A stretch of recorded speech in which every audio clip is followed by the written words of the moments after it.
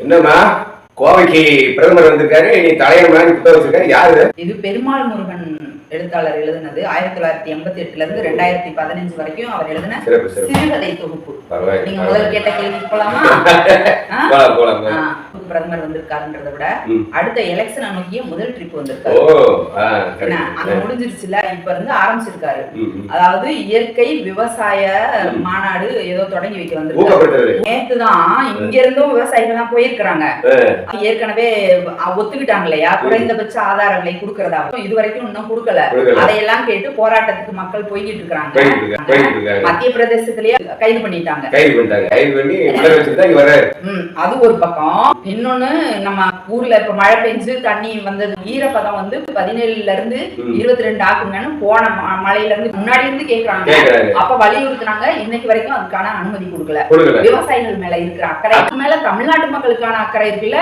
கோவைக்கும் மதுரைக்கும் metro train விடுறதுக்காக அனுமதி கேட்டிருந்தாங்க தமிழக அரசு. பயண நேரம் ரொம்ப குறைவா இருக்கும். அப்ப அந்த போக்குவரத்து நெரிசல் இல்லாம இருக்கும். கோவை வந்து ஒரு தொழில் நகரம், ஏன்னா அதனால அது அவசியமா தேவை அப்படின்னு சொல்லிட்டு மதுரையும் அதாவது இது விவசாய சார்ந்த நகரமா இருக்கு, இப்ப தொழில் நகரம் ஆரம்பிச்சிருக்கு. அப்ப அதுக்கான வாய்ப்புகளை ஏற்படுத்தி கொடுக்கணும்னு மெட்ரோ ரயில் கேக்குறாங்க. இது ரெண்டுக்கும் அனுமதி இல்லன்றத சொல்றதுதான் வந்திருக்காரா என்னன்னு தெரியல.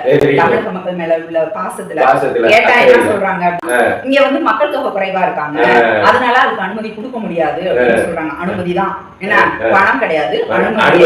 இது வந்து அத வந்து ஒப்பிட்டு பார்த்தாலும் ஆக்ரால 16 லட்சம் பேரு, அப்புறம் பாட்னாவுல 17 லட்சம் பேரு, போபால்ல 18 லட்சம் பேரு, அவ்வளவு மக்கள் தொகை உள்ளவங்களுக்கு கொடுத்திருக்காங்க, அனுமதி கொடுத்திருக்காங்க. இங்க நம்ம ஊர்ல கோவையில 23 லட்சம் பேர் இருக்காங்க, மதுரையில 15 லட்சம் பேர் இருக்கிறாங்க. ஆனா இங்க மக்கள் தொகை கம்மியா இருக்கிறாங்க, அதனால கொடுக்க மாட்டாங்க. எவ்வளவு இப்படி இருக்காங்க. இதுக்கு வந்து பணம் கொடுக்கறது கூட தமிழ்நாடு அரசு பெரும்பகுதியாகவும் மத்திய அரசு சிறு பகுதி தான் கொடுக்குது. இந்த மாதிரி இருக்கும்போது இங்க வந்திருக்கிறாங்க. நிறைய பேர் வந்து இந்த மாதிரி எங்களுக்கு இந்த திட்டத்தை கொடுக்கல, எஸ்ஐஆர் எதிர்ப்பு தெரிவிச்சு இந்த இதுக்கெல்லாம் வந்து கருப்பு கொடி ஆர்ப்பாட்டமும் நடந்திருக்கு. மக்களே எது சரிங்கிறது நீங்க தான். இன்னொன்னு, நம்ம விவசாயிகள் போய் கோவண போராட்டம், கடைசி எல்லாம் முடிச்சுதான் 700 சில பேர் இறந்து திருப்பி நிறுத்தி வச்சாங்க. அப்ப ஒத்துக்கிட்ட இதை கூட இன்னும் நிறைவேற்றல. அதை நிறைவேற்றணும் கோரிக்கை வைக்க போனவங்களை இப்பயும் அரஸ்ட் பண்ணிருக்காங்க. இதுதான் அவருக்கு வந்து விவசாயி மேல உள்ள அக்கறை.